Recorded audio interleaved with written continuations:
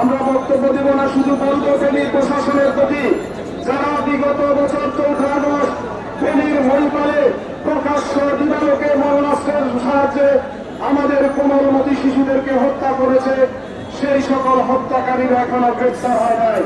আজকের এই সভা থেকে সকল খুনিকে অবিলম্বে গ্রেফতার করার দাবি জানাচ্ছি। পাশাপাশি যে সকল অস্ত্রের ব্যবহার হয়েছে সেদিন হরিপালে প্রকাশ্য দিবালোকে, সেই সকল অস্ত্রের মধ্যে কোন অস্ত্র এখন পর্যন্ত প্রশাসন উদ্ধার করতে পারে নাই।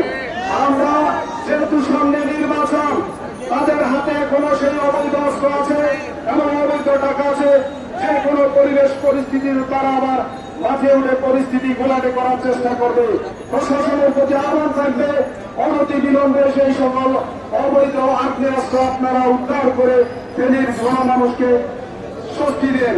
পাশাপাশি সরকারের প্রতি আমাদের দাবি থাকবে, আপনাদের ওয়াদা মতো জুলাই সনদ ইতিমধ্যে ঘোষণা হয়েছে।